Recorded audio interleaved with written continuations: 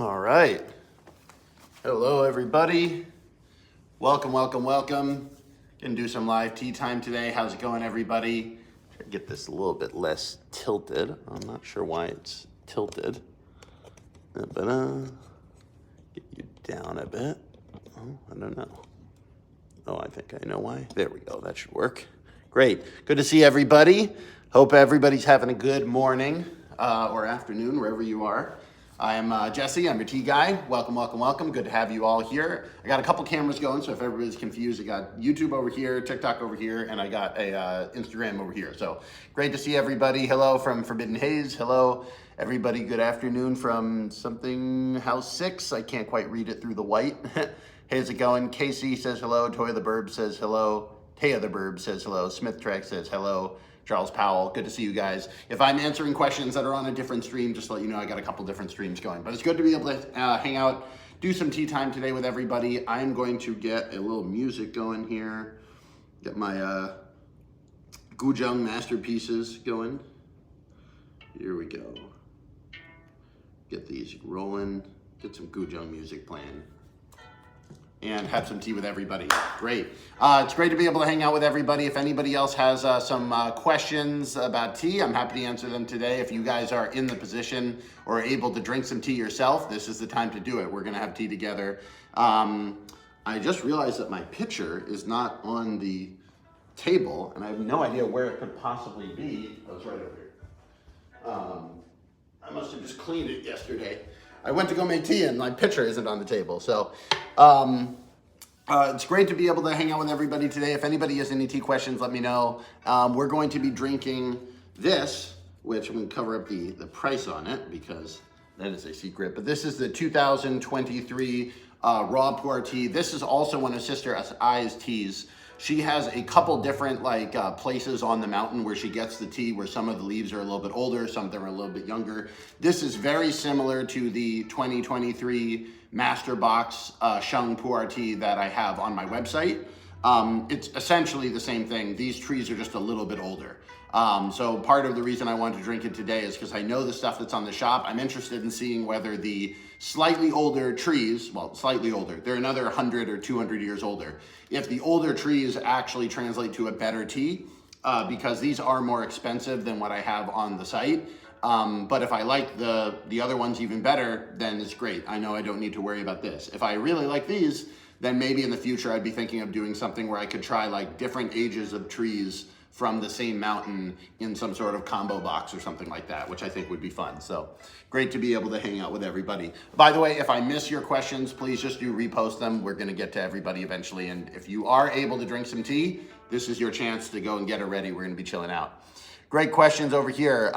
Black tea, green tea from Stevie D. This is pu'er tea, which is actually in your case kind of both. It's technically a black tea, but the black tea is it's generally fermented and aged, and this is very young. This is from this year's crop, so I suppose almost a year old now, 2023. It's hard to believe it's 2024 already.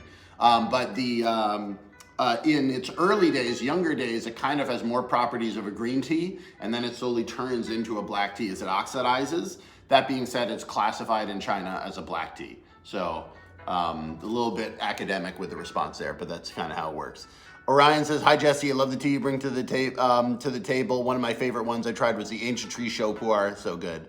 It's amazing. I also tried the Purple Beauty and wasn't a fan. The Purple Beauty, make sure to steep it at boiling. I find that it really drops off in energy if you don't get it right at boiling. But it does have a little bit more astringency to it than say this stuff that we're drinking. But I'm glad you guys have enjoyed it. And part of the thing is that's the fun thing about tea is you're gonna get lots of different types of teas. And it's definitely going to be something that, you may like some more than others, which is great. That's why you drink the teas, to find out what you like. A lot of times people ask me online, like, what will I like? I'm like, I can't really know what you're gonna like until you've tried it. So trying different teas is a big part of being a tea guy. And we have this beautiful cake to drink today. Like how nice is that? This is the same mountain that I get the teas from the Master Box from. And they have a press there that can press any different weight of tea that you want into a cake. This is 100 grams, so it's the same size as the cakes that we have on the website, but it's twice as much tea, so it's a little beefier. But I figured you guys would rather have a lower sticker price and get into the tea, you know, and have less of a commitment than having to buy 100 grams at once. So I made mine 50 grams, and we're gonna roll with that. We're gonna get this tea going now. By the way, this is a pour knife, if you guys haven't seen it before. This is the knife that is used to break apart the pu'er leaves. You don't need a fancy knife. I think this one I got for like $2 in China. Maybe it would be like $8 or something like that in America. They're not expensive. I don't sell them on the shop because I can't import knives. But I have it's just generally a pick. Any sort of sharp object you can use to kind of break the surface tension is gonna be nice. You know, that once the tea cake kind of starts to get open, it's easier to get the leaves out kind of more, or like less broken. But you can kind of give it a little poke through at different areas and just get the leaves like looser and detached. Some cakes are packed really tight, and those can kind of be a problem to get out. But these are somewhere in the middle, and I had the 50-gram cakes we packed, specifically we packed them looser than normal because I'm not sure whether people have a pu'er knife to be able to break them up. I'm guessing most people don't. So I'm just kind of getting my cake open here. Again, if any of you are interested in drinking some tea with me, you know, get your water boiling. I'm gonna be here for probably about an hour or so drinking some tea with y'all. Good time to get everything going and enjoy your Saturday. Very nice. See if I can break it with my hands now. Yeah, I can kind of get at it with the hands. So this tea is packed, I'd say like somewhere between medium tight and very tight. I personally like the looser packed ones myself, but this will be no problem to open once I just take a little bit of a moment. There we go. Got another chip off. Great, excellent. Good amount of tea. And then for those of you who are wondering how to store your pu'er, people have asked me before about storing the pu'er. I like keeping it in the original paper. This is a sample from the farmers. So you may have noticed it's completely unbranded because it's just a sample that they give out to people. So, you know, my biggest worry is that this sticker is gonna fall off and I'm gonna forget what this is because then I don't know what it is. I'm gonna have to take guesses again. It's kind of useless for helping you guys out, although it is still tea, so you can still drink it. So we have that there. Great questions over here. Thank you so much for the rose and ice cream cone. Dennis Duong sent me some gifts. Thank you so much. I really appreciate it. Ultimate Gare Bear asked a really great question. How long does Sheng pu'er take to stop being astringent? So some types of pu'er are just naturally going to be more astringent than others. It depends on where it was grown, and different types of tea might have that flavor to them. Some are known for being sweeter. So those might be less astringent on day one than others. Hold on, want to make sure my battery doesn't die on my Instagram phone over here. I gotta get my power cord hooked up. Actually, it's got 20% battery. You guys will be fine. Hopefully you don't die. Now I'm all off on the other camera. So as the pu'er tea ages, it does lose that astringency, or I wouldn't say lose, but it kind of mellows. And so generally 7 years aged is considered to be fully aged. It will continue to age after 7 years, but at 7 years, people have said, like, you know, a lot of the fast aging has happened, and so you can really drink that tea and you should notice a significant difference in the astringency of a 7-year aged tea versus the same tea, you know, 7 years younger. We're ready to go, by the way, so here's a look at the leaves that I've gotten out of the pu'er cake. Lots of great questions over here on the YouTube. I'm sorry, I've been missing all this sort of stuff. F-Dog says, do you have 3 different phones recording this? I do. The story of how I have 3 phones is really funny because I used to live in China, and in China, if you're going to use a if you're going to use a phone from outside of China, in China, you need to have like a jailbroken phone, basically, like what do they call it? Like a unlocked phone, because all of their cards You know, if their cards will work in the phone, but then if you go back to the US and you need to use US cell service for any time, like, you know, whatever, a phone like that, you have to have an unlocked phone. Otherwise, you also have to pay for your US cell service in China. So I lived in China for 9 years. So there's no way I'm paying cell service in America and being on a contract of a company to use a phone. So I had a phone, then I moved back to America and I signed up for a cell contract and they gave me a phone for free. And then the new iPhone came out, so I upgraded to the new iPhone. I still haven't returned my old phone. So I have 3, which is good because I can stream in 3 places at once. I'm almost thinking that I'm gonna get another phone because who the hell knows? This is it's a weird sort of, you know, reality of the world now is just having more phones is useful for this sort of stuff. I wish you could, you know, I wish I could press one button and stream on 3 platforms, but obviously the platforms hate that. So, Who's Jack says, what's your favorite website to buy tea? I mean, my suggestion would be my website. I get all this tea from the farmers, from tea shops in China. I put them on my website, I send them to you. We cut out everybody else in the middle. So if you want really good tea, all of the teas on my site are teas I've tasted. I know the people, and I put together, you know, packaging for you that includes, you know, information cards. Here's the card.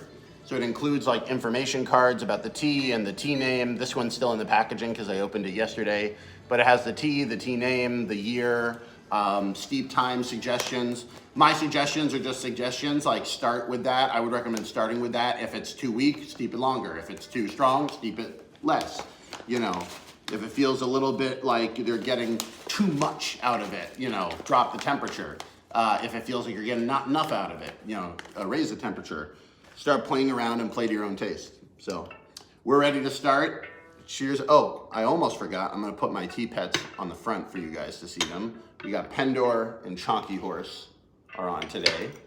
There we go. And we are going to start this raw pu'er tea session right now. So this is the 2023 Tiandadai raw pu'er Sister Eyes teas. A little bit older than the one that's in my master box. No, the leaves are the same age, but the trees are a little bit older. So this is a test for me to see whether I can taste that difference or whether it even matters. Very nice, very, very nice. That's got the really good raw pu'er. You get that scent. You get almost like a boom, like a blast of the scent coming out there from the raw leaves. So we are ready to start making this. Here we go, guys. This is the wash steep. So we're gonna give some to Chonky Horse and to Pendor. And again, there we go. For those of you who don't know, this tray drains through a tube that goes to the bottom, if anybody's asking about that. Questions? Ryan Ahmed 63 says, I suppose a way to reduce caffeine in a tea is to do extra washes, like 2 to 3 washes maybe. Yeah, that will help you if you're trying to avoid a little bit of caffeine or if you're drinking tea later at night.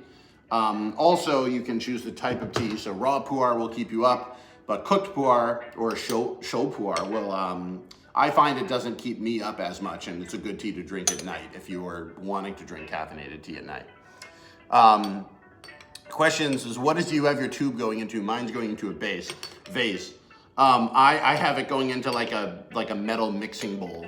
I need to get like a real bucket. I wanted to, like, the Chinese have these buckets that are made for these. So it's like a small bucket, like a very small trash can with a net, like a plastic, like, you know, grid on top, so that you can actually dump old tea leaves on the top of the bucket and be able to throw them out. And then it has a circle for the tube to go into. So you can dump leaves, you can drain the thing. The bucket is not so big. It's meant to go under a table. And I wanted to get those on the shop, but it turns out that, like, importing large, bulky plastic buckets that don't really cost very much money to begin with is like, there's just no way I can make money on them. Like, so it's unfortunate because, you know, maybe I should have them anyway, even though we really wouldn't make $0 on them, just because it is the right tool for the job. But oh, very nice. Oh, yeah, I like it. I mean, it's very, very similar to the Master Box tea that I have on my site. I'd say maybe a little bit more oomph, but it's really, really close. I mean, you can tell it's the same mountain. Like I drink this tea a lot. I drink the Sister iced teas a lot because they're in our master box, and it's really a great tea. It's a really, really great tea. The difference between the flavors of the years of the trees, let's keep going. Maybe it shows up in other places. Like I'd say maybe this is like 5% better than what I currently have on the shop, but it is significantly more expensive. So I think that having only had one little cup of it, I don't think I made the wrong decision. I think I'd rather have a little bit cheaper, but basically 95 to 97% the same tea. Oh, that's really good though. Very good. And, and this is the perk of being the tea guy, is that she'll give me some of these little cakes for free, because she wants me trying out all the different stuff. So very, very cool. Great questions over here. We have a lot of interesting questions. What is the picking style / grade of the 27 white tea? Is it a Chomay? I'm drinking it now. It's so good. The 2017 white tea, that would be more of like a gourmet. There are some buds in there, not many, but there are some. It's basically it's handpicked, I'm trying to remember what the tea people told me about that tea. I just remember that they sent me a whole bunch of different teas at different price ranges. And when I taste the tea, I try to taste it blind, in the sense that, like, if I get a sample, I drink it, I see if I like it. And then if I get really excited about it, then I go look at the price, and then I'll see like, oh, can I actually afford to get this to people? And for that tea, I really liked it. I looked at the price and I was like, oh, I can do that. It was actually really good price for a 6-year aged tea. And I think part of the reason is because it's just kind of bulky.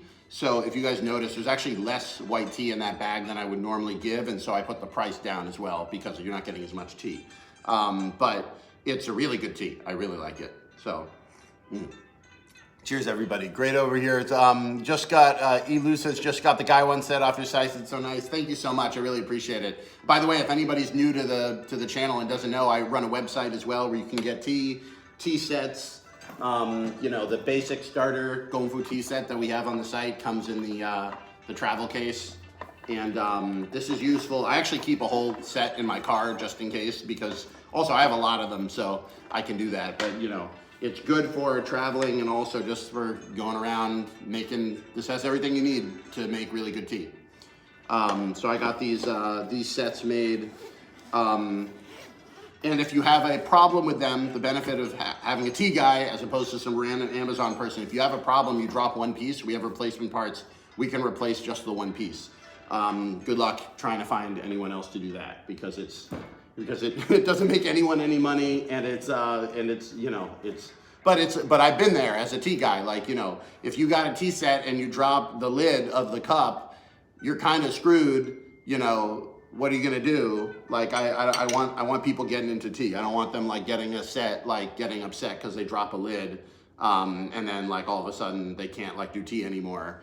And in China, it's a little bit easier to solve these problems, but in the States, or really all around the world, it's not. So we got you. We got you. I got you. I got you personally. There we go. It's the second or the third steep? I think it's the third steep. Leaves are really opening up nicely. You can take a look over here at the leaves. Very, very nice. Questions over here. Seaweed Tomato Fridge on Instagram asks, can you give any details about your language learning journey in Mandarin? I can do that. That sounds like a fun question. I started learning in high school, actually. My high school had a Chinese program.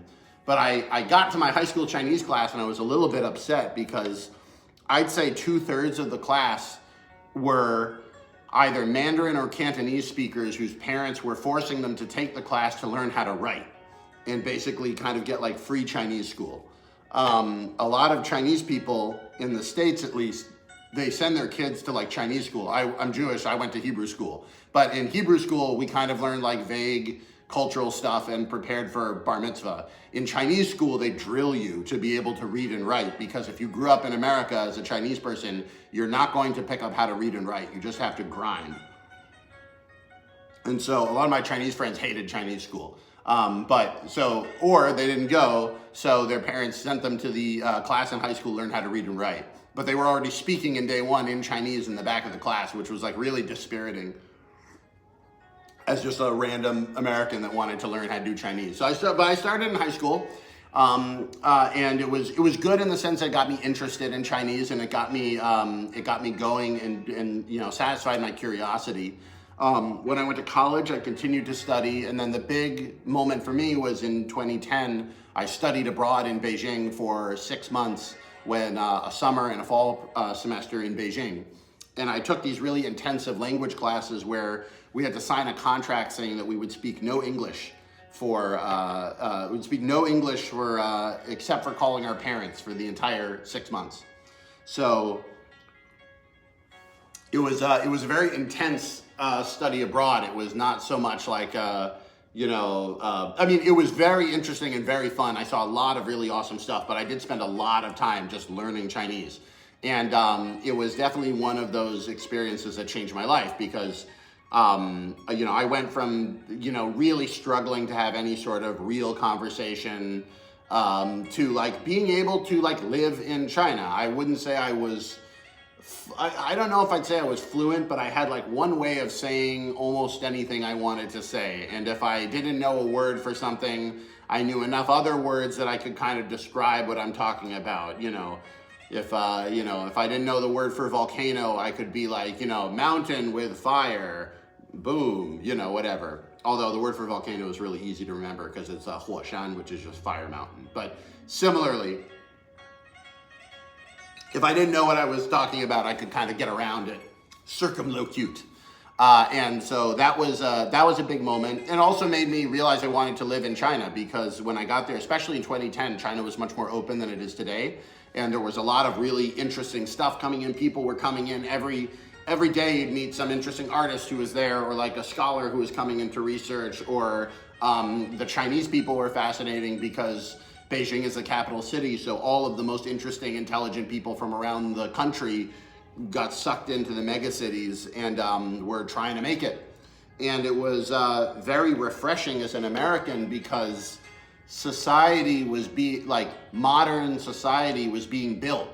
So like in America, especially coming back now, it feels like everything's been captured. Why do we do healthcare the way we do? Because it was captured. Why do we do tax prep the way we do? It was captured. Why do we build roads for cars? It was captured.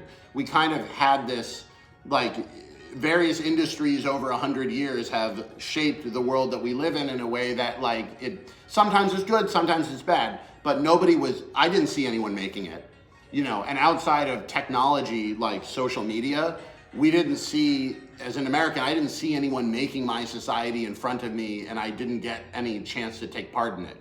But in China, everybody was building everything. They have no theaters, they're building the theaters. Multiple times I was a stand-up comedian in China. My job was doing comedy. I was a comedy writer. I did Chinese language stand-up, sketch comedy, improv, multiple times over the course of my time in China. I'd say half a dozen easily. I would have people who are like, I'm starting the first stand-up comedy club in Chengdu, in Shenyang, in whatever, in Quanzhou. How should I design my comedy club? And I would be able to be a part of like helping people make the original stuff that was going to go in and shape their lives, which was like really, really cool. So I really enjoyed living there. And if not for COVID, and if not for the bottoming out and mutually destructive way that the United States and China have navigated their ships of state, I'd probably still be there. So all of that to say, language-wise, it's easy. All of this is to say, I've kind of buried the lead. It's easier to learn a language when you have something you want to do in it. So because I really wanted to learn about, because I really wanted to do comedy in Chinese, because I really liked tea and I liked hanging out at the tea market and I liked going to the tea hills, it was important to me that I learned Mandarin. Because if I didn't learn Mandarin, I would at the very least like live a worse life. But also, it meant that it was like you could really see the result of studying getting better. There would be street signs that I didn't understand, and then a couple months later, I did. There would be whole restaurants where I was like, I don't understand how they're doing things, but now I can read the menus and I can see they say step 1, do this, step 2, do that. And I'm like, oh, that's how you order. That's how, before I might not have gone into the restaurant. Now I can be like, oh, step 1, choose your noodle type. Step 2, choose your toppings. It was like way less intimidating. Whereas earlier I might have looked into that restaurant and there are different lines and I can't quite see where to order and people are doing things and I would have avoided the restaurant. So there's definitely a lot of benefit for being literate. And so that was a big part of my reason of wanting to keep my language going up. Also, for the purposes of improving my language, but also just out of interest, I put myself in a Chinese industry. I did Chinese stand-up comedy. There were no other Americans doing Chinese stand-up comedy. I was a writer and a cast member on the Chinese version of SNL. We have the cast photo. There are no other Americans that were working on that show. And so not only was it a great language environment, but I had to outcompete Chinese comedy writers. So if you want to do something really good in a language, to be able to outcompete the native speakers is very difficult. And it's definitely one of the, I think sometimes I took on too much challenge and felt bad when I didn't hit it. But on the other hand, it was a great challenge for the language. So I would say don't think about outcompeting the native speakers. For regular people, I would say just like interacting with and being in the real world with the native speakers, getting out of that sort of textbook, like, ¿Dónde está la biblioteca? Like that sort of thing. That's what you're looking to do with any language. Very cool. I missed a ton of questions, I'm sorry. Foodie Love asks, what's my HSK level? The HSK is the 汉语水平考试, which is the Chinese test to determine how good your Chinese is. It's like the TOEFL for English. Kind of embarrassing. I've never taken the HSK. As far as the HSK is concerned, I don't speak Chinese. And this was actually a real problem. It almost cost me a visa because in order to get a visa in China, you need to show that you are a qualified person. And one of the qualities you can show that you're worthy of a visa is to be fluent in Chinese or to have some Chinese level. And they have a standardized test for that. But I've never taken that standardized test because I never really needed to, because it wasn't relevant for me because I was a performer and I wasn't applying for jobs with a resume, or I didn't have to prove my Chinese level to anybody because if they asked if I spoke Chinese, I send them a video of me speaking Chinese on TV and they're like, oh, this guy speaks Chinese. So it was never a problem until the pandemic hit, and then I had to reapply for a visa, and I found out that I had points docked off because I didn't speak Chinese. 所以就有点可惜了，我确实会说，但是他们不知道，他们没有考过这考试，我没考过这考试，他们不知道 and they didn't know that I could speak. But that is funny. Somebody's asking where was I born, my accent. I'm from Massachusetts. I don't really have that much of a Massachusetts accent. I just have in Chinese they call 大舌头. I have a big tongue, so I get muddle mouthed sometimes. But that's the way it is. Great questions over here. I apologize if I'm missing your questions again. I'm going to look over here. We have a whole lot of over here. Digital Spark says, I grew up on Lipton. I had no idea about loose leaf teas. I found that oolong teas were, oh no, I missed it. I found that oolong teas were nice bridge to the tea world. Yeah, oolong's a great tea especially if you're getting like an Ali Shan oolong or a a Tia Guanyin, like Iron Goddess oolong. These are really good teas to be introducing you into more interesting teas because an oolong tea is a partially oxidized tea. Green tea is completely unoxidized. Red tea, which in Chinese they call red tea and in the West they call black tea, is fully oxidized, and an oolong is in the middle. So you have some of the freshness and the crispness and the color of a green, but you have more developed oxidized flavor like a black. And so it's definitely one of those things where like a lot of people when they drink oolong for the first time, like, whoa, it's like there's a lot going on. And in my mind, just like this tea I'm drinking right now, which is the Tianjiajai. This is basically the raw pu'er master box tea from my website, Sister Eyes 2023 Sheng Pu'er. You look at the color. How nice is that? Look at how clear that is. Very, very nice. Very, very clear. Really good tea in my mind. It's like a lot is going on. There's a lot there, but none of it's overwhelming. It's not too sweet. It's not too bitter. It's not too dry. It's not, it's got floral and fruity flavors on it, but it doesn't taste like, you know, like somebody literally just dumped a bowl of fruit in there. A lot of times, and also that's a good way of telling the quality, because that balance is hard to fake. So like, you know, if you're like a lot of Western teas, especially the jasmine teas, they spray scented oil on it. So when you go to the shop, you smell it. Wow, that smells so good. But like you can do that to any quality of tea and it's gonna smell like jasmine because you spray jasmine oil on it. And then you get home and you make it. The first steep smells amazing because you're burning off all that oil. But then one, you drink the oil, and two, like after that, it's done. You've blown out everything that it has to offer because they probably weren't spraying that on really high quality tea, because why would you bother? So, you know, it's hard to fake that balance that comes from having really good teas.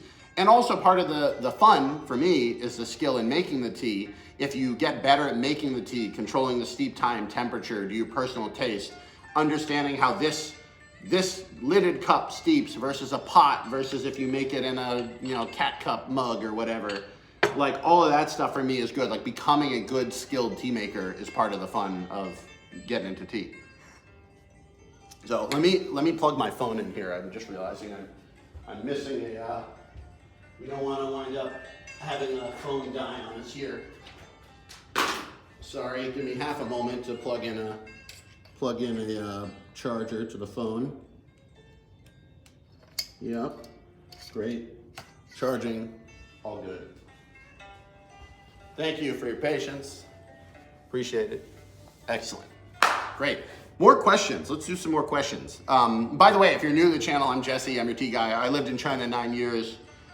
My main job there was, and kind of still is, doing Chinese comedy, but tea was my hobby. I know a lot of tea farmers. I drink a lot of tea, and now I've become, as unexpected to me as everybody else, a tea, am I a tea influencer? I don't know. I live in LA. In LA, that's what they call this job. I didn't get into this to be an influencer, and you will not, we may see merch on the shop, but it's not like I'm a fashion dude.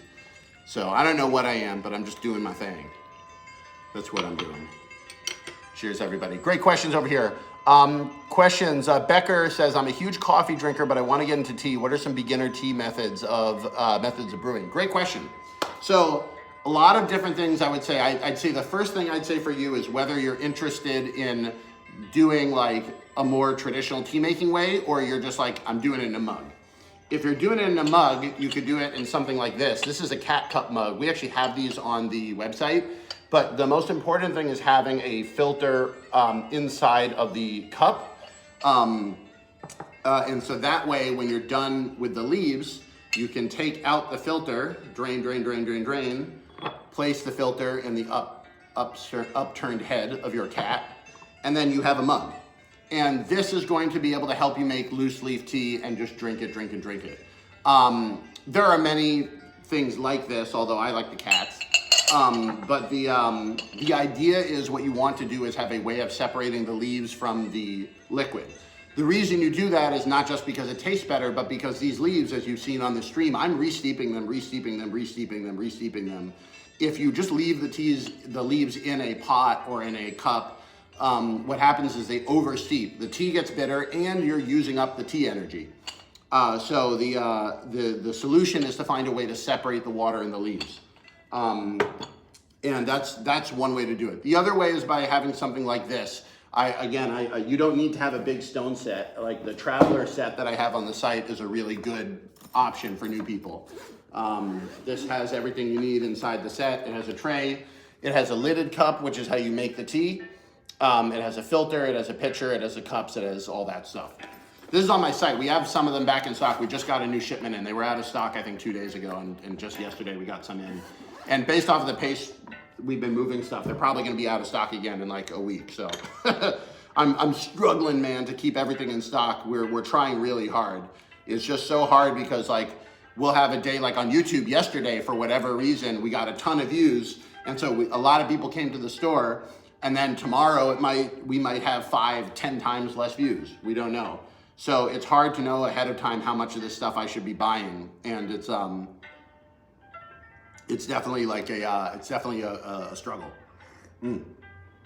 But yeah, but with a lidded cup and a tray, it's better if you have the type of job where you can take, 3 minutes at a time, whatever, to make yourself some tea. It's really good as a refocusing and mindful recentering of self sort of thing.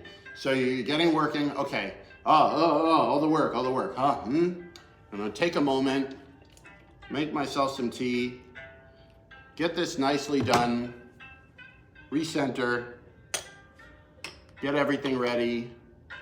Again, as you see here, you can make a big cup's worth of tea in the traditional equipment yourself just by doing 2 steeps. You'll have a pretty big amount of tea in there. And then once you have what you need, you can go back to work. If you have a big enough desk, you can have both on at the same time, even greater. I have a friend who's a big tea guy that has a big office, like he's a lawyer. He's got a big desk, but it's one of those curved L-shaped desks. So it's big work desk, and then he puts a tea table here. And so when he's doing his tea stuff, he's gonna be here, make the tea, very good, and then can continue working. One day, I'm gonna have one of those desks. That seems like a very reasonable, the moment I say it, it's like, this seems like a really reasonable thing to buy myself. Maybe I should treat myself to a nicer desk. Cheers. Jesse, can you buy a tank? That's from Jess Spear.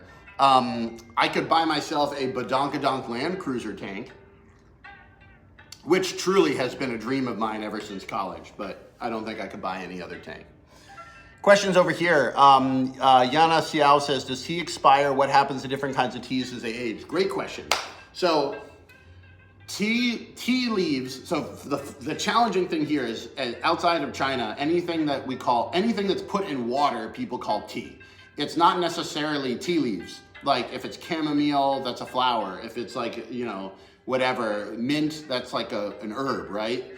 So herbal or flower tea, I don't know that much about. My understanding is almost all herbal and flower tea loses flavor as it gets older. I don't think I've ever heard of an herbal or flower tea that gains flavor as it gets older. Maybe the exception being some stuff like dried orange peel, like chenpi. The dried orange peel that's dried, sun-dried, and left over years to dry, that does concentrate the flavor. But other than that, like there's like, generally the herbal and flower stuff will get less good over time. Green tea and unoxidized teas will also get less good over time. So if you have, I have a friend of mine who came to Beijing with me. He came to Beijing in like 2015 or 16 or something like that, and he got a bunch of tea with me at the tea market. That's what I do in Beijing. Everybody's like, what's the fun thing to do in Beijing? I'm like, we should go to the tea market. We spend the whole day at the tea market. He buys some white tea and some green tea. We didn't talk about the aging of the tea beforehand, so he just goes home, and then in the 5, 6, 7 years since then, I noticed that he's still saving some of these teas. He has some of them that was from those gifts. The white tea has gotten really good because the white tea ages and gets better. The green tea has gone completely brown, and if you made it today, it probably wouldn't taste very good at all. Because green tea you want to drink fresh. That's why when we do our green tea, which I just happen to have over here, the thing we put on the green tea, 2023 spring, because the green tea heads know that you want to get the spring tea and you want to get it from the year that it's made. So this is going to be the best green tea you can get until the new tea is picked in early April and realistically June by the time it's picked, packed, gotten off to the US and then gets to your door. Any tea you're drinking before then was picked the year before. 1 year before, fine, especially if it's airtight and sealed.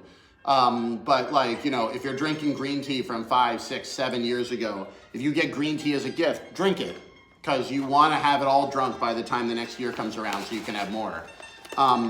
Other teas like oolongs, it depends. Lighter oolongs are less oxidized and they're more likely to be not as good. Darker oolongs like the Da Hong Pao, like you can see that stuff's real dark. That's gonna age and get better. So it has to do with the oxidation level. And so pu'er, black tea, even red tea will be fine It won't get better, it won't get worse. It's just kind of, but it won't go bad. So now for what I've discovered after opening a tea shop is that we don't sell in supermarkets, so we don't have to worry about this.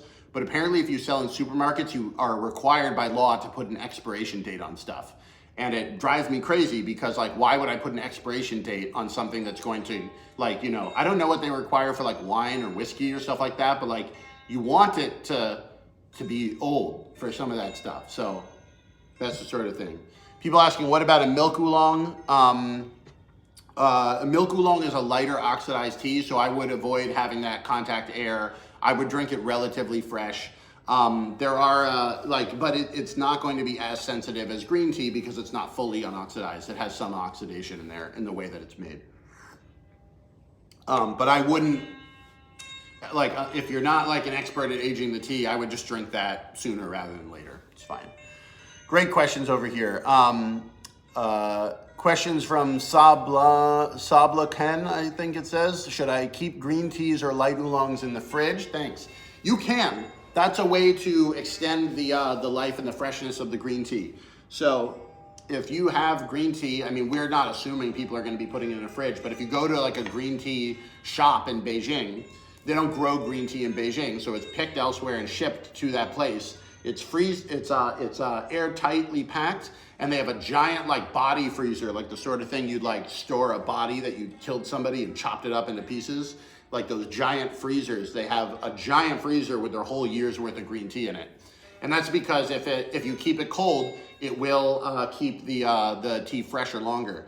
The problem with doing this at home is your fridge is probably full of all sorts of other smells. So if you keep green tea in your fridge, please, please, please, you know, plastic baggie it, double plastic baggie it. Like the cold is good for it, the air is bad for it, the scented air with all the other food scents is really bad for it. You have a very subtle, sweet smell that comes out of the green tea, and if you store it next to steak, it's gonna smell like steak. So I personally, because of that reason, and because I'm not that picky about it, and also because I drink a lot of my own green tea, which comes in 50-gram packages, so you know I'll go through one of these pretty quickly. I don't keep the green tea in the fridge just because you know it's not really worth it for me. But you totally can, and that's a way to keep it fresh, especially if you really want to spend the time and energy on it. You will have a better flavor and it'll last longer. So especially for people I know that like the real tea heads, a lot of people will get a big shipment. We'll buy a whole year's worth of green tea in the spring, because that's when it's fresh, and then they'll keep that for the rest of the year. So they might get it in June, and then they'll be drinking that till the next June. And so if you know you're doing that, you get it all at once rather than just like drink some, buy some more, drink some, buy some more. If you're getting it all at once, I would do that. Very, very cool. Lots of great questions over here. Great questions. Honey Badger Knitting says, hey, how you doing? Leonard Ebert says, how much tea do you use per session? Generally, I use about 5 to 7 grams. You can kind of see here, it's like every tea kind of expands a little bit differently or weighs a little bit differently. It depends on, you know, you have a lot of room. Tea is not like coffee. I've heard coffee people are like, it has to be 18 grams. I don't know what the number is, but they're like, it has to be exactly this. It has to be prepared exactly this way. Part of the reason is that I find that sort of coffee world, I think they're always making like one person's worth of coffee. Like you make 1 cup at a time. But for the tea, I may be making tea for 4 people. If I make tea for 4 people, I might put a little extra in there. And then it's also not going to do as many steeps because, or rather, each person is going to get a little bit less because the tea is going to get spread out over 4 people. Alternatively, if you're making tea just for yourself, you could put a little less if you wanted to and extend the steep time. Or you could put in more and have a really decadent tea time.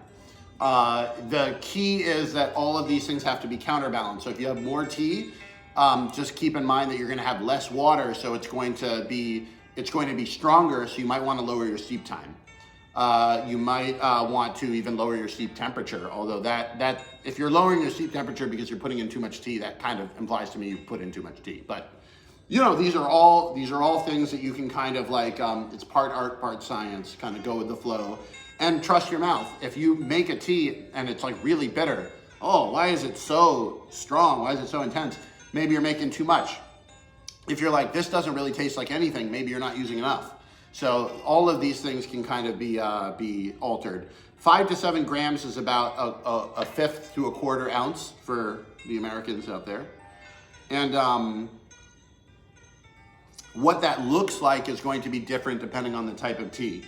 So, you know, again, if like, it's hard to really say, but this is a pressed tea. This is 100 grams. So this will give me 15 to 20 sessions easily. So you, like for this, you could look at this and say, you know, I've kind of taken off a piece of you know, a little bit of a little bit. For our 50-gram cakes, it's easy to see. Like you can use about 1/7 of a cake or 1/8 of a cake. But again, it's not punishing unless you are just robot mode making your tea. If you're in robot mode and you're like, I'm going to follow the instructions exactly as they say, and you put too much tea in, it's going to be too much. You do need I have steep times and temperatures that I give people with all of my teas. Where did I put my card? I have the steep times and temperatures. I make these nice paper cards that come with every tea that have the steep times and temperatures. These are suggestions. Start with this, but then adapt to the way you actually drink tea. And then, of course, if you're doing other stuff, which I don't add milk and sugar and stuff like that, but if you do, adjust for that. So if you're adding milk and sugar, the flavor of the tea is going to get covered up. So you probably want to steep it very strong. You know, stuff like that. Keep that in mind. So very, very cool. Great questions, everybody, today. I feel we're having a good question session. I'm gonna maybe do I want to start a Q&A about tea that I'm gonna call T&A. And I'm gonna do like T&A episodes, and then put them on my OnlyFans, I guess. Great questions. Jess P says, I want to start drinking tea. Where can I buy a tea set? You should get it from me. I have so I run a shop, Jesse's Tea House. I'm Jesse. I know porcelain people in China. I lived in China for 9 years. I know the farmers. I know the small tea shop owners.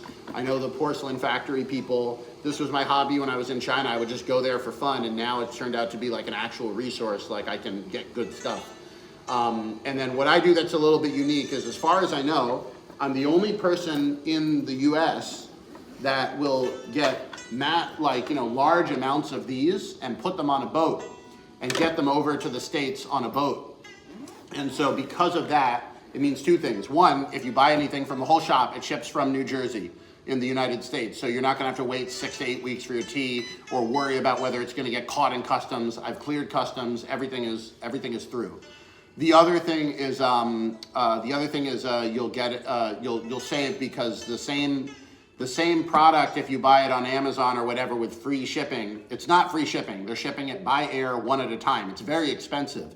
But they have no technology to be able to tell where you are, so they just have a flat rate that they add on to their product. So if you're paying $12 for something with free international shipping, you're buying something the tea person probably spent $1 on or $2, because like the shipping is a big part of the cost. And similarly with these tea sets, especially with these big stone sets, like I'm really confident that the bigger it gets, the better quality you're going to get from my place versus anywhere else on the internet, because anybody sending this stone set from China, these things cost $300 or $400 on other sites, and mine's $168, because we can save a lot of money on the shipping. So I would recommend, jessesteahouse.com, it's my site. And I'm sure there's lots of people in the chat who have tried stuff from me. They'll attest it's a good stuff. We also have a Discord if you want to go on. Lots of people on the Discord. I'm very confident in the quality of the tea and our tea stuff, and also in our customer service. If anything has broken in shipping, I'll replace it for free. It's accounted for. Like, I want to get people into tea. Like, I don't want to make $80 on selling a tea set and then be like, you're screwed. Like, I want to get people into tea. So I'd recommend my place, jessesteahouse.com. Questions. What's the best tea from your page for someone who likes something that's sweet, that's from 1919 on TikTok? Good question. There's a lot of sweet. I'd say green or white tea, both would be good choices. Green tea if you like more flora, aroma.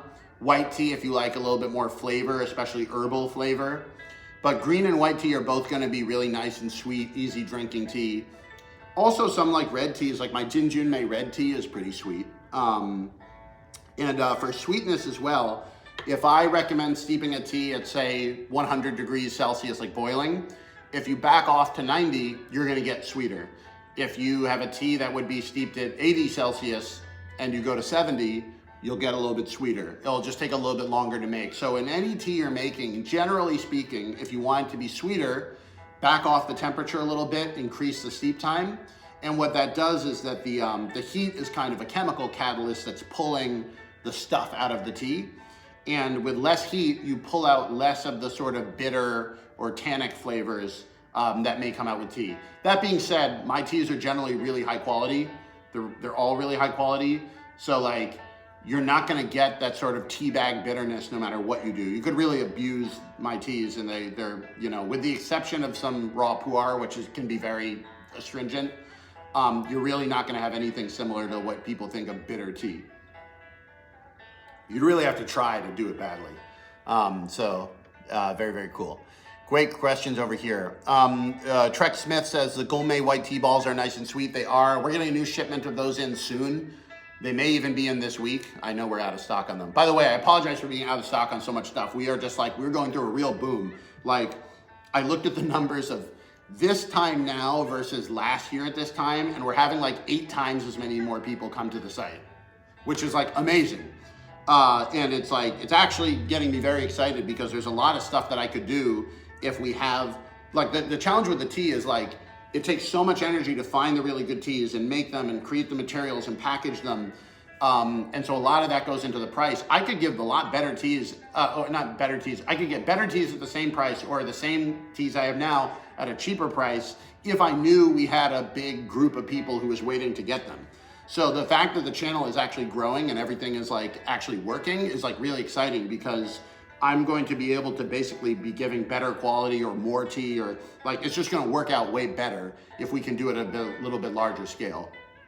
If it gets too big, it'll get hard again because a lot of these teas, like this Sister I messages me on WeChat all the time whenever she sells anything to anyone because she knows that I have her teas and she's selling inside of China. We're the only people that sell it outside of China, but inside of China, people are buying up her tea. She has a tea mountain and a set amount of this tea. So she's like, I only have 150 kilograms left. I only have 120 kilograms left. I only have 100 kilograms left. And so if you get too big with the really high quality teas, it gets hard because it's hard to find one farm that can do it. And then you wind up, like a lot of the reason all the Lipton stuff is bad is like, they're like, if we have to be in every store in every country, we have to buy tea from all over the world and blend it together and crush it and like destroy it because you're gonna have better and worse and blah, blah, blah.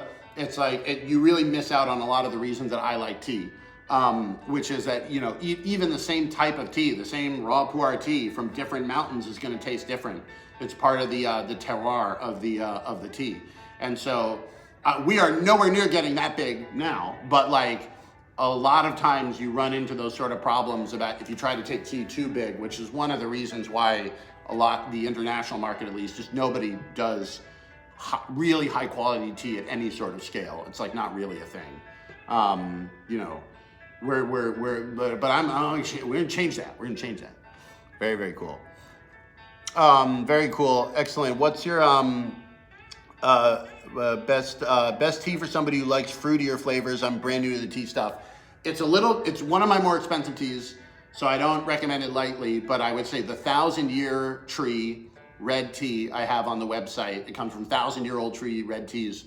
That stuff is really fruity. It's so good. And there's no sugar in it. There's no anything in it. It's just straight up amazing. Really, really good stuff. I would try to get it now because yesterday I think we had 20 of them left. So at the pace we're selling them, it could be gone in a few days. We're restocking it, but it's gonna take 6 to 8 months. I'm sorry, 6 to 8 weeks. It's gonna take 6 to 8 weeks to restock it. So when we're out of it, we're gonna be out of it for a little bit of a period. That stuff is really fruity. You know, but yeah, we have a lot of really great stuff on the site. So very, very nice. Questions from Jordan USA on TikTok. Will you ever stock the white tea buds? So white tea, bud only tea is called Silver Needle by Hao Yinzhen. Bai is white, Hao is hair, so like the little white hairs on the tea, which is why they call it white tea. Bai Hao, Yinzhen, Yin is silver, Zhen is needle, so Bai Hao Yinzhen.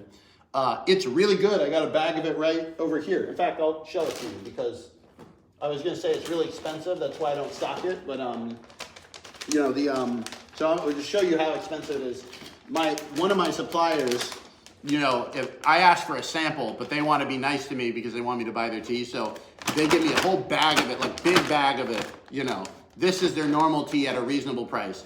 This is the bag they sent of the Bai Hao Yinzhen. There's not much in it because it's really expensive. It is a very good tea. It smells amazing. But there's a lot of, I wouldn't say like fake-o of this stuff, but like a lot lower quality stuff out there that you can get at a reasonable price. But I found the type of white silver needle you can get at what most people would be a reasonable price is not good. And so there's so much hairs on it, it's on my fingers. I'll show you what this looks like. But like this stuff is really good. If I sold this, it would be up in amongst some of the better stuff on the Western internet. But you can see here all the white hairs. Like, look at how hairy that is. Look at how hairy that is. Oh, baby. But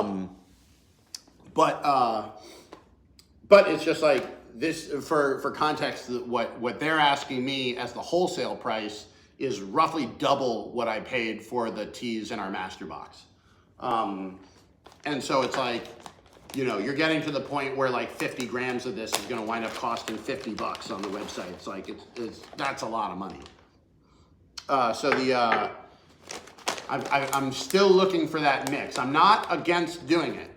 I just really want to make sure if I put something that expensive on the shop, it's great. And I want people to know what it is, and I want to have total control over knowing where it's farmed and all that sort of stuff. I don't want to just wind up like throwing something up on the website that's just junky. It's not going to be junky, but it's like for the price that you're paying, I just want to make sure that everybody's getting what they want out of it. So, cheers.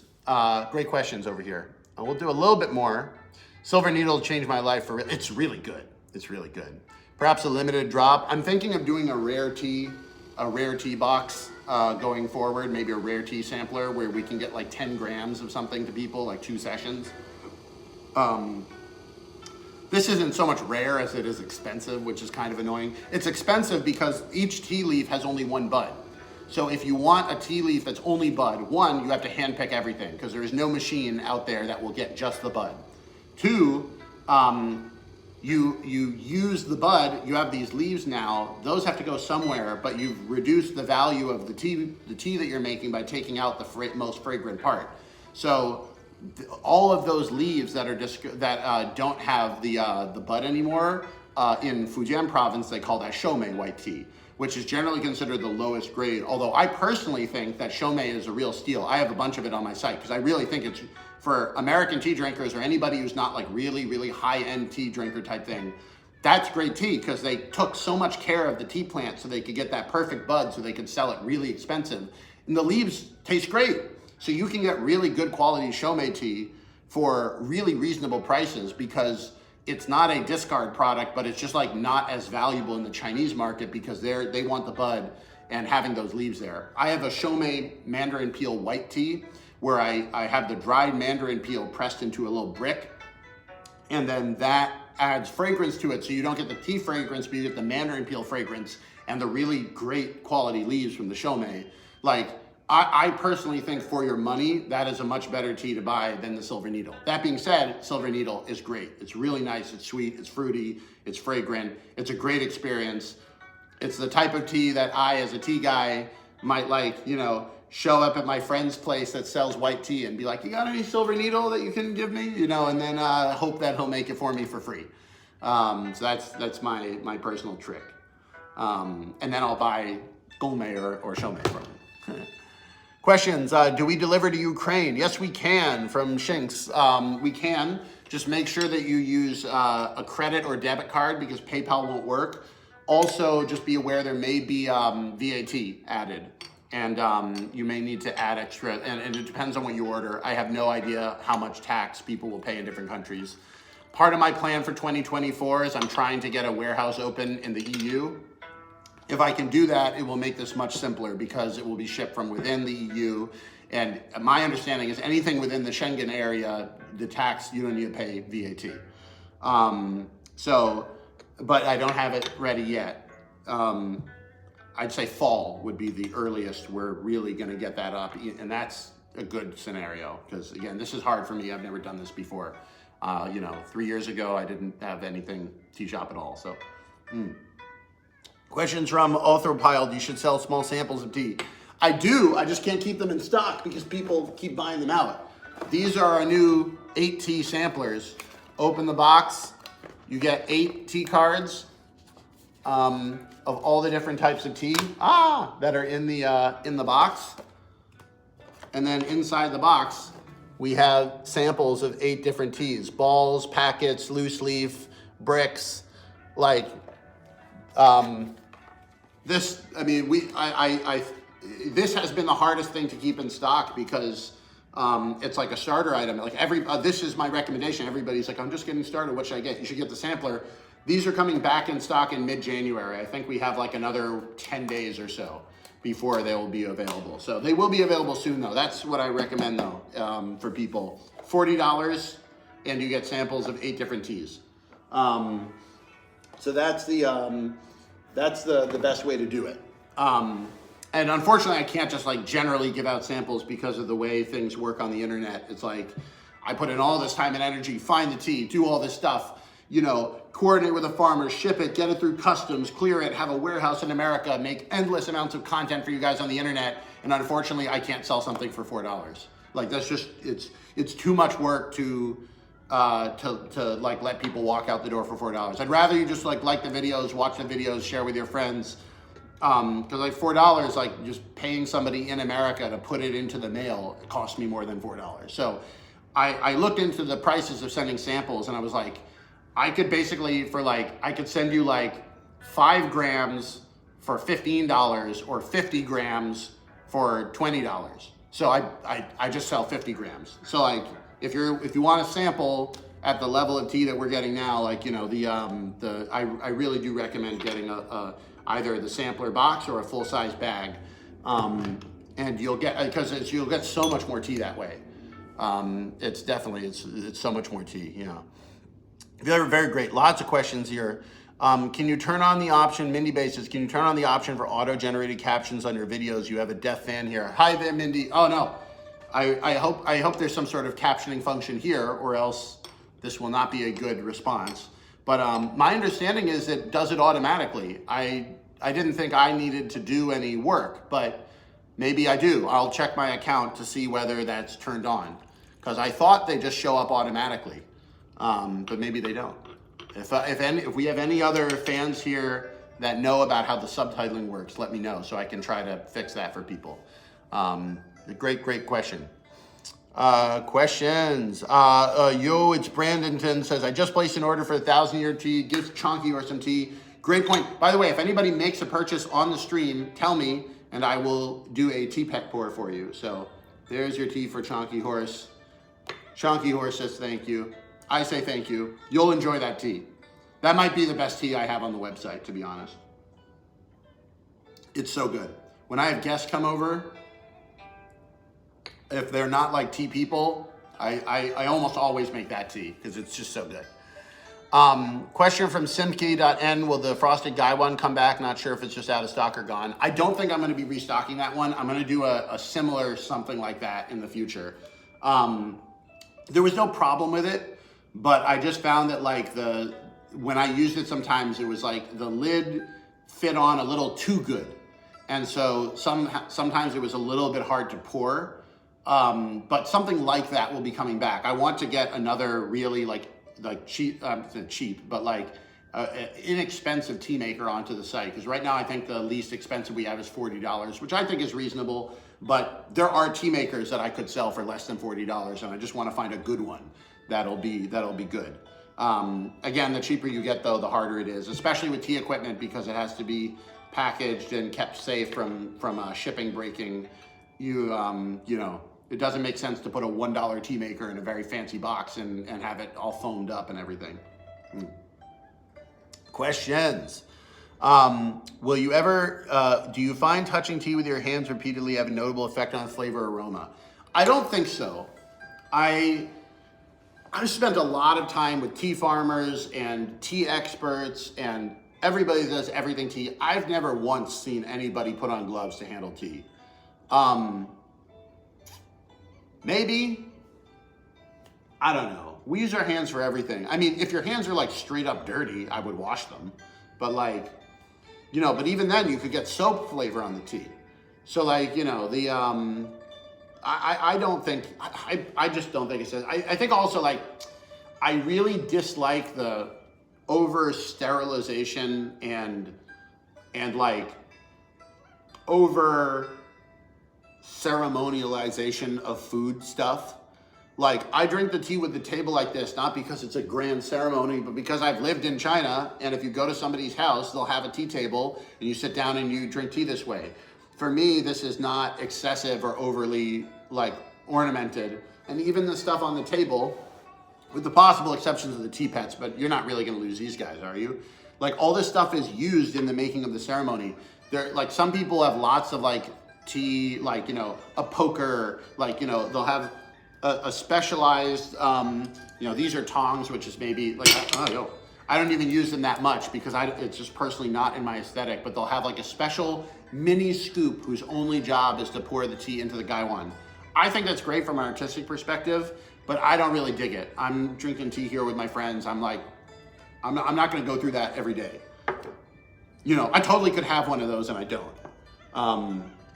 I almost feel like not overdoing it is more important than having it on hand just in case it's needed, because it's a commitment to knowing the way that you make tea. So that's just me. So questions over here for user 63 something something. What's your recommendation for a home tea set for a beginner? I'm gonna go and get some green or red tea. I have it right here. This is the set that I recommend for everybody, our starter set. This is the Gongfu tea tray set. $95 includes a tea pet. And you can see here, it's like, it has everything you need. It's got the tea tray, it's got the gaiwan set, it's got a pitcher, it's got cups. Some people are like, 6 cups is too many. That's fine. Like, if I'm gonna ship, there's a reason that it has 6 cups. If I'm gonna ship this size tray, I have all this space to give you stuff. I could have it empty, but that's a way, like, it's not that much for me to give you an extra 2 or 3 or 4 cups. So like, I just put the cups in there because we had space for them. So like, you don't need to think like, oh, I'm overbuying. No, it's like, it was gonna be that same price because of the size of the thing, no matter what. It's not like you're paying tons of extra money for 2 more cups. Also, cups break. Somebody knocks it over, cat knocks it over, baby knocks it over. It's always good to have extra teacups, especially that match the set, because then you don't have some like weird Frankenstein cup going out there. So that's the way I would do it. Great questions over here. Foodie Love, show us your secret tea stash. I would, but I don't. I have 3 cameras running and I don't want to, maybe I can move the chair to show you a little bit. I have a lot of different tea in here.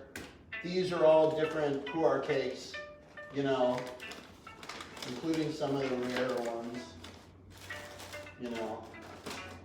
Bring over, this is a, whatever, 2005 pu'er. Really nice. I also have literally, now that I look at it, this whole sidewall is tea as well. This is one of the rarest I have. This is from Sister I. This is the 2000, so this is 23-year aged raw pu'er. This stuff, I only have this one small bag of it. You know, even this was like, you know, this was a gift. I wouldn't have even, this was expensive. If you want to buy it, pretty damn expensive. And then, you know, I have a whole bunch of tea over there as well in my near my bed. So I got a lot of tea. I also have tea, and then I have some stuff like this. This tea cake might be the most valuable tea cake I have. This would be 35-year age now, because I got it 5 years ago and it was 30 years age then. This tea cake is probably worth, my friend told me he'd be selling this for 10,000 RMB, which would be around $1,500. So this boy is the old boy.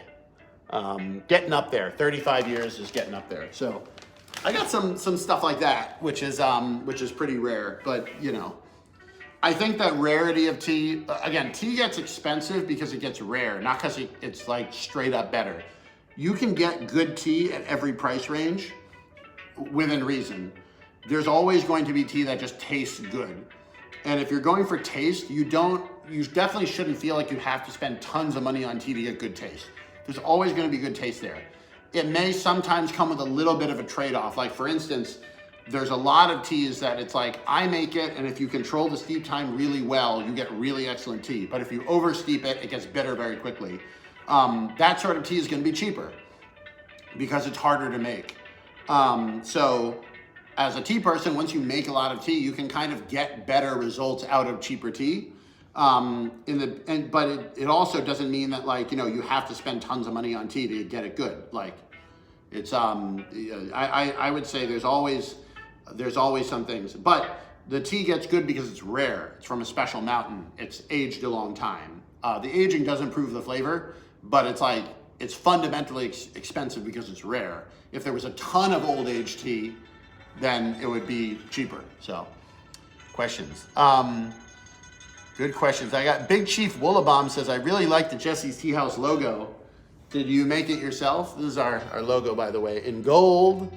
From our these are our teacup sets, by the way. If you want a calligraphy bird teacup set, this is a great gift, by the way. Just saying.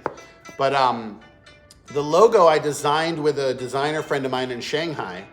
I said I wanted a teapot theme, and then I also were an online tea house, so I wanted online in there somehow, internet in there somehow, and that's where you get the 3 dots, the speech bubble with the 3 dots, as if somebody's waiting to text you. So that's how we designed the logo. The 3 dots speech bubble is kind of like, you know, internet vibe. That's really what we do better than I think almost anyone else. Is like incorporating the internet and the community on the internet into the actual tea brand sort of stuff. So it's a tea chat sort of thing. Exactly. So yeah, very, very good. Blanche's tea chat. Very, very good. Stay well, tea friends from Lothlorien. Thanks for coming by. Appreciate it. Adrian says, any ETA on Bluestone tables? We have a new shipment coming over. When is the new shipment coming? I want to say like 3 to 5 weeks. We have more coming over. I thought the last shipment we'd be set because they're expensive. I didn't think we'd sell as many of them as we did, and people have been buying them. It is a really good deal. If you want a stone tea table, there isn't a better deal on the internet. I looked. When I was doing my research, we're like, how much should I sell these for? And I was seeing some crazy prices, $200, $300, $400, $500. And I realized it's just because of the way they're shipping it. All of these Chinese, there's not a huge market for these. So like, I really think nobody else in the US put them on a boat and has them in a warehouse here. I don't see any evidence of it on the internet. Everything's Amazon, whatever, Etsy, these sort of things where I know it's Chinese people over in China that started an Etsy shop. I know some like wacky shit. Etsy in particular, like, Etsy really is playing this both ways. Etsy wants everybody to think everything is handmade, but if everything was handmade, they would have like 5 vendors on the whole site. There's a lot of factory stuff on there. And I don't think factory stuff is bad. I think it's really good. Like, you know, I don't want to pay $900 for a dining set just because I have to get it handmade. But like at the same time, like I know there's a lot of Etsy dealers on there, and I've seen this in China where like the Etsy dealers are like, yeah, we run a shop where we tell everybody we're 2 Australian ladies and that we really love tea. And we make this stuff by hand. I'm like, what are you talking about? This, like, I literally can find the exact same thing from a factory. So like, but even all those people are shipping it by air. So they're shipping it by air 1 at a time because they don't have a warehouse in the States, and also they don't like, they're just like selling stuff. They're not building a community. So the tea tables, especially the stone tables on the site, I think are a really good deal. So I'm making more. We're making more. It takes a little bit of extra time because we are getting them engraved now with our logo. We're getting them engraved with our stamp. This is my jade seal that was carved by master calligrapher Tang Qingnian, who did the calligraphy for the Huntington Gardens Chinese garden Paibian, the calligraphy on the sides and lintel of Chinese buildings, called Paibian. And he carved us this seal with Jesse's Tea House. Get this facing the right way, just for sake of Jesse's Tea House, Jesse Chaguar, original seal that's been put onto there. And we've started incorporating that onto the tea table, but also onto our general packaging. So if you get one of our Tea Master boxes or whatever, you'll notice the stamp. That stamp is not just decorative. That says Jesse Chaguar on it. That's our stamp. I'm very proud of these. The seal is beautiful. It's, you know, the seal is something that, like, if everything, you know, who knows how businesses work? The whole thing could blow up tomorrow and it could all be gone. But this thing is going to last forever. So I like that. Put the seal over here. Excellent. Very, very cool. Awesome. I'm going to do a couple more questions and then get going. It's getting to be 1 p.m. over here. Questions. I have limited space. Have you got any equipment recommendations? Yes. I have it right here. Bam! Am I ready for this? This is my cup pot combo tea maker. I lost the towel that comes with it, so I have a paper towel in here, but you can, it's the same thing, comes with its own towel. This stacks really neatly, and this is a teacup and teapot set. And I bet somebody in the comments has one of these because it's a popular item. So that sits in any office and any like, you know, you can keep that on the counter, you can keep it on a table. It's just gonna sit there and be great. And then it comes apart into the teapot in 2 sets, and then it has a filter in the pot, which is pretty good.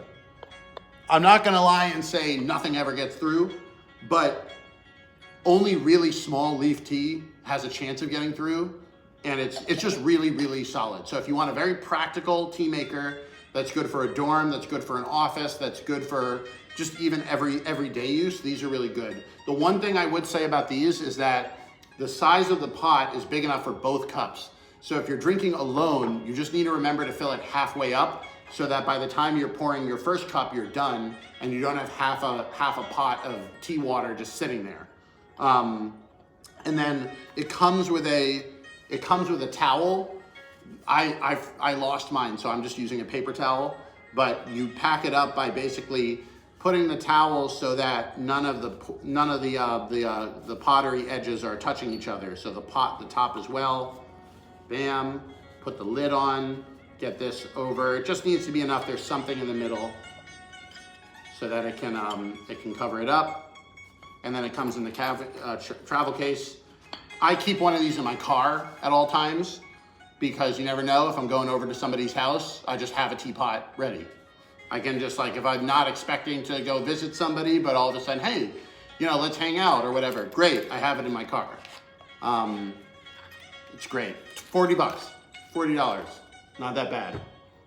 We sell a lot of those. Like, you know, it's I try to keep the cost reasonable. Like I get like pissed off. I see stuff that I know I can source for like $20 that there will be people selling it online for like $100. I'm like, God, it's crazy. Less than $20. I see these there's like this one e-commerce teacup company. Everything is like really gold and very fancy. It's not really in my taste, but like the cups do look nice. But I'm like, I've seen that exact same teacup in the factories and I know how much you can get it for, and the markup is crazy. They do look nice. I mean, I'm not gonna say they are or aren't worth it. I will just say the markup is very high. So.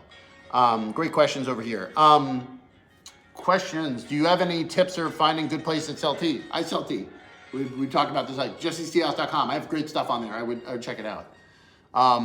Other questions over here. Let's get a tea culture question. Scaffa says, hey Jesse, thanks, you have discovered a new hobby that makes me happy when I don't have the energy to get moving. Can't wait to have myself something for your shop. Cheers. Thank you so much. It is a great hobby. I mean, you guys have seen it's totally changed my life, and it gives me a lot of great energy, a lot of good mindful focus. It is it's a ritual that I've kind of built my life around, and I don't say that in the sense of like, oh, deep ritual. I just find it very, very grounding to, like, unless anything is unusual, I'm gonna drink my tea every day. I'm gonna take a certain amount of time every day to drink my tea. Now I share that with you guys. Sometimes I'm reposting a video, not because I didn't drink tea that day, but I need some time for myself as well, so that this doesn't become just like a job. It's like, you know, it is a really great hobby to be able to get into. Great questions over here. Willie Bright says, I love hearing you say great questions over here as if we're sitting in different parts of the room. Yeah, so this is the thing. I mean, I'm very glad that this works because I did not want to overthink it. When, again, tea for me in China is you sit down, you talk with your friends. If we were really in a real conversation, you know, I guess there'd be more of you guys talking and less of me guys talking. It's not just like a monologue forever, but like, doesn't need to be fancy. Doesn't need to be, you know, oh, set up. Everybody be quiet for 25 minutes while we pour this. You can. By all means, I encourage experimentation with the tea art, but like, you know, in Chinese they call it chai yi, the tea art of tea, but it doesn't, like, you know, you can go to a fancy high-end museum to paint paintings, or you can have a friend sketch you, and everything in the middle is going to be some sort of art. And this vibe is the way that I would want to do it, and the internet's good for that. The internet, it's like, I don't need to convince Netflix or CCTV or whoever that this is a good way to host a tea show. Like, you know, it's hard in the beginning because you don't have anybody following you, but now as everything is like going and we have more and more followers, it's getting easier and easier, and I feel more confident to just do things the way I would want to do them. And because I've spent so much time in China, and I really do have a true respect for the tea culture, I'm not going for hits. I'm not out here to bash other people's tea brands. I'm not out here to bash other cultures' tea's culture. Just because I drink the tea this way, it's not saying that if you like chai tea, you know, Turkish people love tea. They're making their tea differently. They're drinking lots of tea. I'm not out here to say anyone's doing it wrong. I'm just saying that I found something that's really nice for me and doing it this way, and it's great. I like it. So it's a good time. Cheers, everybody. Questions? I almost tipped over my spill bowl, which is maybe a good reason to have a bucket and not a bowl. Great questions over here. Questions.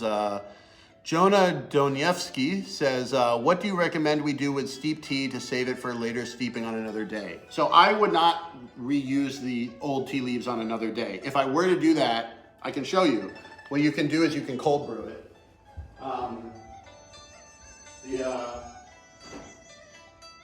I sometimes will do this.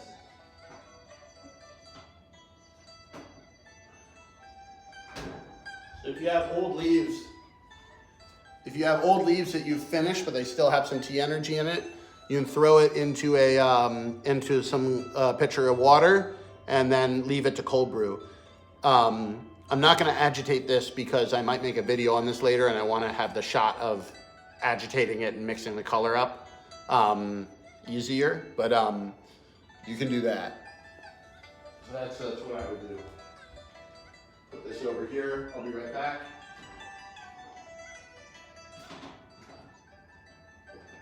Again, that's not traditional, but I've seen a lot of people here do it, and especially the tea is more expensive by the time it gets over here. I understand the desire to get as much out of it as possible, and not wasting is good. So I would say that would be the thing. So great questions. The Chef Zeph says, love what you do. Thank you so much. Appreciate it.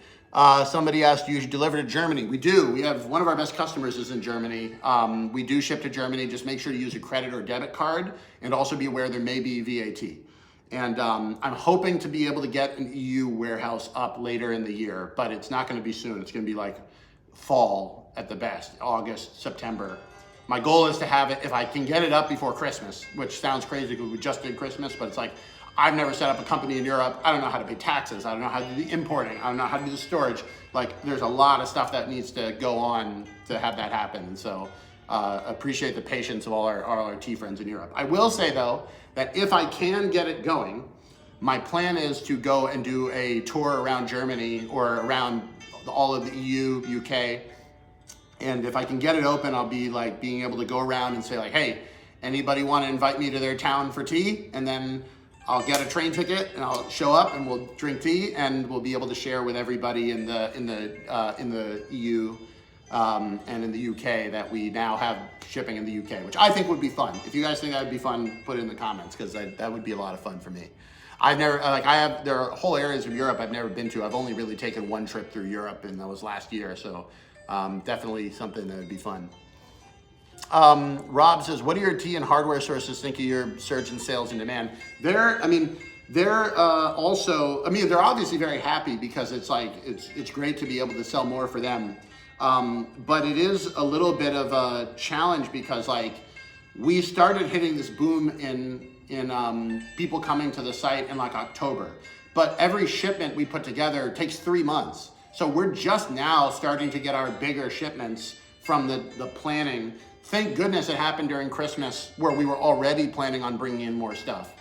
If this had happened in the middle of the year when we hadn't already had big shipments coming in for what we thought would be Christmas, that all got sold out on Black Friday, like we would really be in trouble. So they're working very hard, and I know at least one of my the guy that makes our tea sets has actually found they've rented an extra warehouse just for doing Jesse's Tea House stuff, which is awesome. That being said, they're in like rural Fujian province, so like renting an extra warehouse is not anywhere near as big of an expense as it would be in the US. But still, it's big enough that they're changing their plans based off of us, which is really cool. That being said, I also worry more because the more that they invest in doing stuff, the more like I feel pressure that, I have to keep this going. And I refuse to feel that pressure because there's no point in doing tea with your life and then feeling stressed. Full stop. If we're out of stock, we're out of stock. I don't I want to be able to make a living. I don't need $1 billion. I'd rather live a rather stress-free life and maybe we miss some sales. Which the reason I'm more annoyed at missing sales is I have people over here say they want to get into tea, and my whole thing is trying to get people into tea. It really sucks to have some of the cheaper options unavailable because they get sold out, but it's less of like a money thing. Again, the cheaper stuff we're not making huge money on anyway, but it helps get people into the tea. So that's the way I would do it. Very cool. This Canadian says, love the content. Thank you. Questions over here. What do you think of Maojian green tea? This is from Hat Lane Gaming Canal. Also, how does it compare with, I missed it. How does it compare with oolong? Have you not had oolong? Also, have you been to Norway? Never been to Norway. Would love to go. Norway seems like a very, very beautiful place from what I can see. Yeah, Maojian is a type of green tea. It's kind of a catch-all phrase for many different types of green tea. Like, some phrases are very specific to where the tea comes from. Other times, the name is kind of a general name for green tea that's grown in that area, and that's kind of the case there.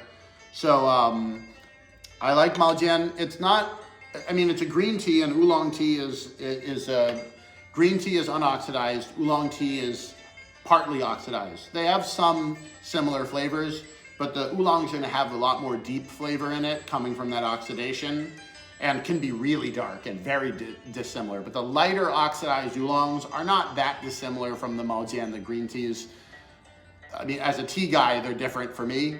But like, if you're just like throwing leaves in a cup and you've never had a lot of tea before, they're not going to be crazy, crazy different.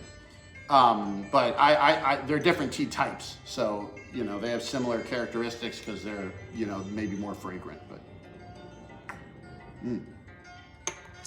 Questions from Bug. Can you re-steep your tea after a couple of hours? Yeah, I think my rule of thumb is not overnight. If I start this in the afternoon and I only make 1 or 2 steeps, I go and work a bit, have some food, come back home, 3 hours later, it's still there, I'd re-steep it.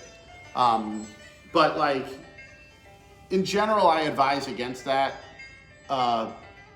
More from like a philosophical perspective. Like for me, making tea is about treating myself well, treating my guests well, focusing on what's going on. You know, for me, this is not the time to save $2. My time is precious. My mental energy is precious. If I'm gonna make tea, I'm gonna do it right. And that usually involves the entire process. I like getting the tea out of the bag. I like unwrapping the tea cake. I like breaking off the pieces and putting them into the tea scoop. I like putting it in there. I like waking up the tea and getting that first steep. That's worth far more to me than the price I paid for the tea. So I'm happy to re-steep. I'm like, even if it can sometimes feel a little wasteful, but it's not wasteful in the sense that I'm not getting what I want out of it. If I'm like, oh, can I reuse this tea forever until it loses flavor? Is not the way I usually go about doing the tea. That being said, I'm very blessed. I have a lot of tea. If the tea really is expensive for you at this time in your life, remake it as much as you want, or throw it in a bunch of water at the end of your session and cold brew it, and you'll get a lot of tea. Very, very good questions. Over here, we got a couple other questions.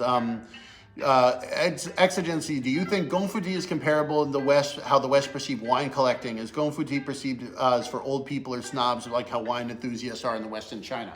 Great question.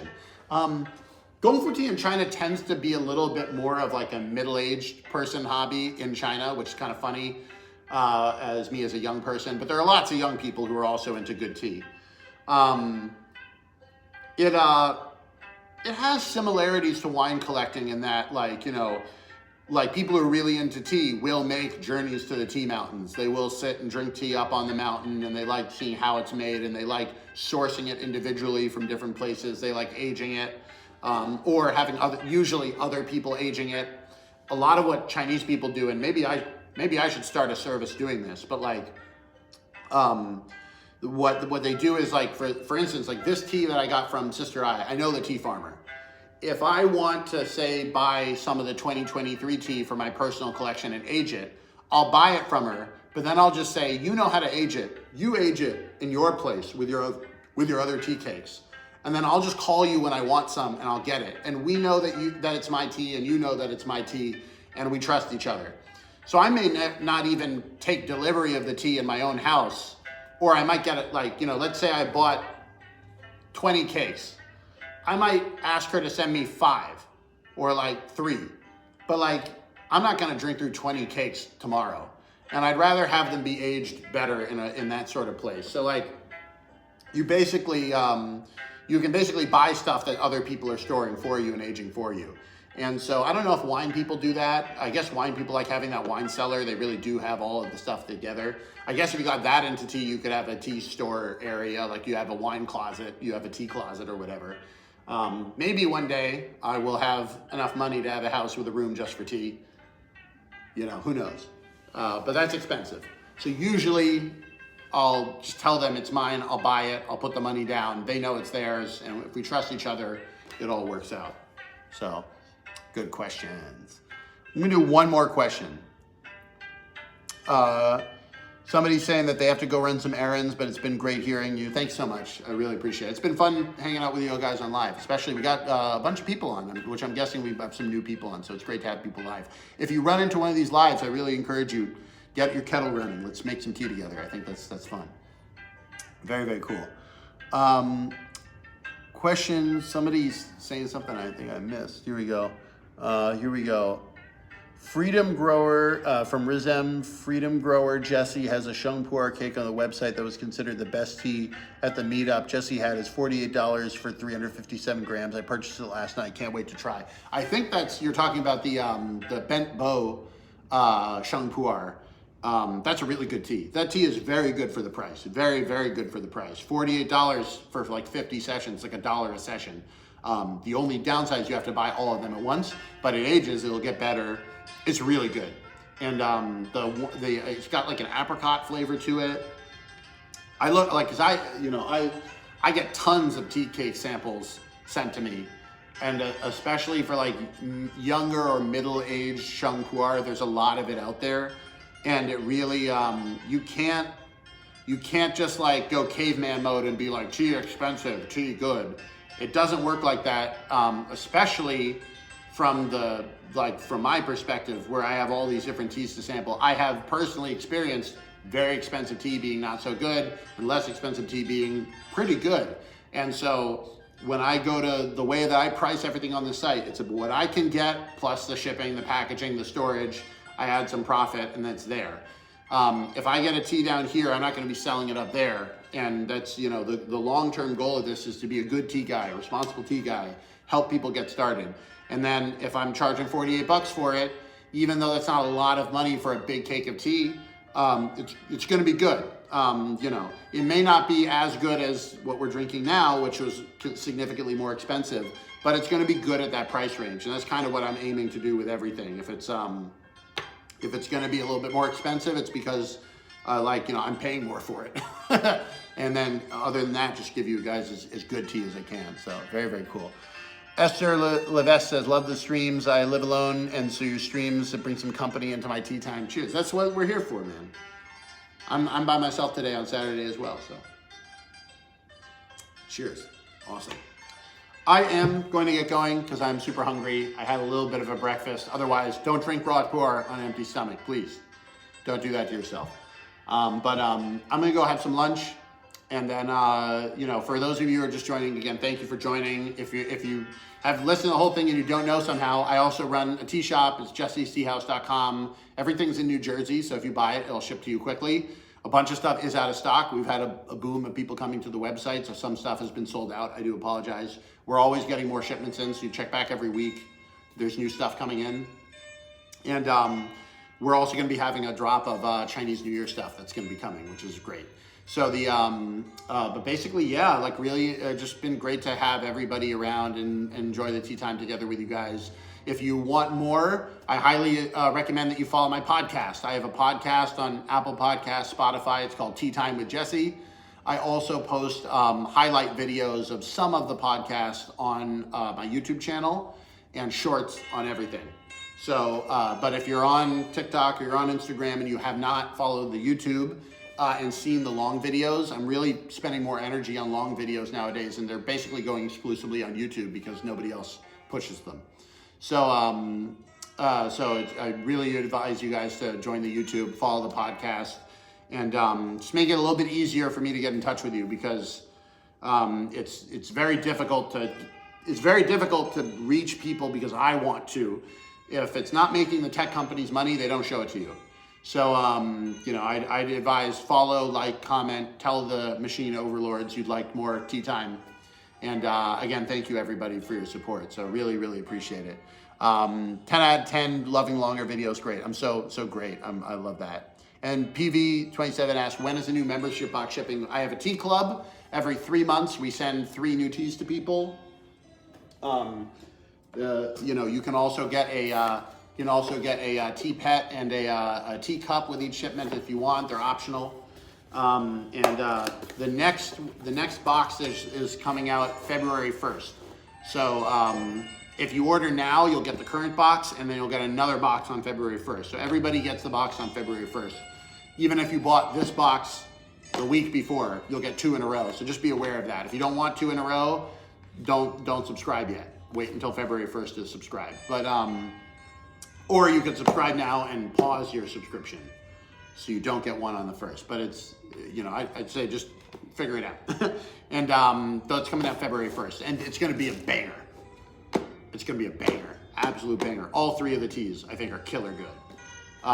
So very excited to share that with people because I've been kind of drinking those teas anyway myself, even though they're not out yet, which kind of sucks because I can't take videos of them and start sharing it because then everybody's going to be like, I want it, and they'll buy the tea box, but it'll be the wrong tea box. So we're very excited to have those go out. So very, very cool. Awesome. Thank you so much for all the support, everybody. Enjoy your tea. Enjoy your tea time today. And I'll see you around. Have a good one. Bye-bye. Bye-bye.